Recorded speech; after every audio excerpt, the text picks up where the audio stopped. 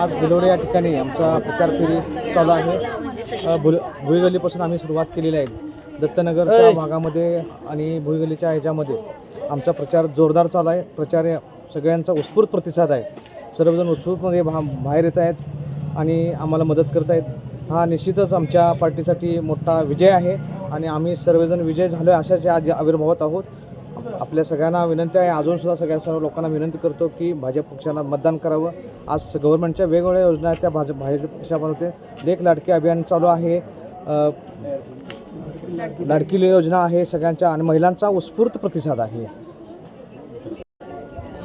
आज होऊ घातलेल्या भाजपच्या जिल्हा परिषद आणि गणामधील निवडणूक या निमित्तानं आम्ही प्रचार फेरीवर आहे।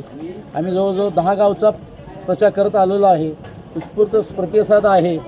त्याचबरोबर भिलोडीमध्ये सुद्धा चांगलाच प्रतिसाद आहे। सरांचं शिक्षण, सरांचं जर बाकीचं बॅकग्राऊंड बघितलं तर व्यक्तिशास्त्र अतिशय चांगल्या पद्धतीनं मतदान घेतील असा आम्हाला अंदाज आहे। उत्स्फूर्त प्रतिसादामुळे आम्ही आमचा विजय निश्चित आहे। मला एवढं बोलायचं आहे की 2014 पासून ज्यावेळेला भाजप सरकार आलं त्यावेळेपासून किती प्रगती झाली। त्या प्रगतीमध्ये 2017 पासून मला वाटतं महिलांसाठी लाडकी बहीण योजना असेल, शिक्षण मोफत असेल मुलींच्यासाठी, तुम्हाला पास म्हणजे फ्री पास असेल, एसटीचा शेतकऱ्यांना भरघोसमध्ये त्यांना 12,000 रुपये मिळत आहेत। त्याचबरोबर महापुराच्या काळामध्ये एवढं अतिशय सुंदर काम केलं।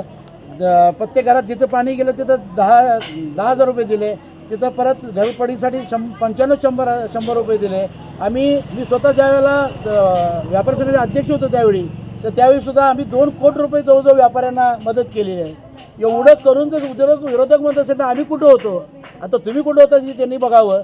बरोबर, आम्ही आमच्या कार्यकर्त्यांनी, आमच्या नेत्यांनी आणि आमच्या संग्राम भाऊ, तुमचा हे शरद लाड भाऊ आणि बाबा देशमुख यांनी सगळ्यांनी अतिशय एक रूपाने अतिशय चांगल्या पद्धतीने काम करायचं ठरवलेलं आहे।